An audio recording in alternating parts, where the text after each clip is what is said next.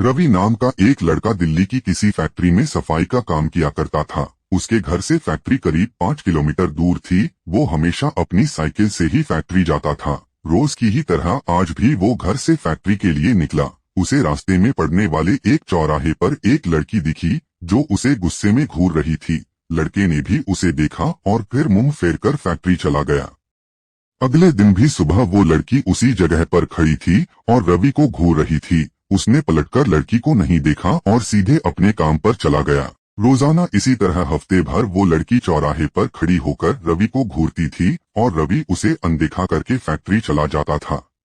करीब 7 दिन बाद जब रवि फैक्ट्री जा रहा था तो उसे वो लड़की उस जगह पर खड़ी नहीं दिखी। रवि के मन में हुआ कि आखिर क्या हुआ होगा कि वो लड़की वहां नहीं है। रवि ने सोचा कि उस लड़की से कुछ पूछने या बात करने में भी डर लगता था क्योंकि वो बुरी तरह से घूरती थी। इन्हीं ख्यालों के साथ वो फैक्ट्री पहुंचा और साफ सफाई करके शाम को घर लौट गया। वो लड़की एक हफ्ते तक उस चौराहे पर नहीं दिखी। एक दिन जब शाम को वो लड़का घर पहुंचा तो उसे अपने बेड पर एक चिट्ठी दिखी। उसमें लिखा था, मेरा नाम प्रीति है। मैं तुम्हें एक हफ्ते पहले रोज एक चौराहे पर दिखती थी। कल शाम तुम वहीं पर खड़े होकर मेरा इंतजार करना। उस चिट्ठी में एक फोटो भी थी जो उसी चौराहे पर खड़ी लड़की से मिलती थी।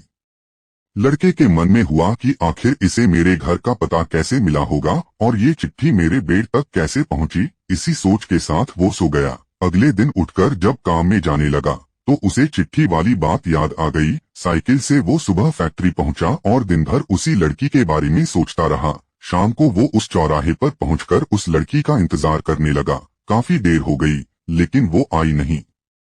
रवि इंतजार करके थक गया था, इसलिए वो घर की ओर निकल गया। घर पहुंचते ही उसने सोचा कि क्यों न चिट्ठी पर लिखे हुए पते पर जाकर ही उस लड़की से मिल लिया जाए। रात होने को थी, इसलिए उसने सुबह सुबह उस लड़की के घर जाने की सोची।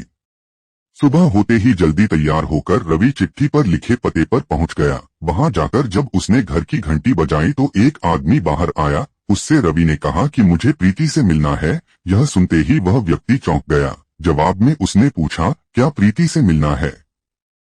उसे मरे हुए तो 2 महीने हो गए हैं, तुम्हें अब उससे क्या काम याद आ गया? यह सुनते ही रवि के होश उड़ गए। डर के मारे शरीर कांपने लगा। किसी तरह खुद को संभालकर रवि घर पहुंचा और चिट्ठी को जला दिया। उसके मन में कई तरह के सवाल उठने लगे।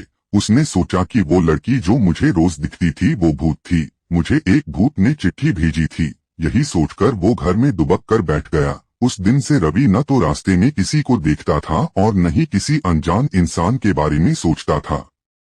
कहानी से सीख, किसी अनजान इंसान के बारे में सोचना नहीं चाहिए और बिना किसी व्यक्ति की सही जानकारी के उसके घर तो बिल्कुल नहीं जाना चाहिए।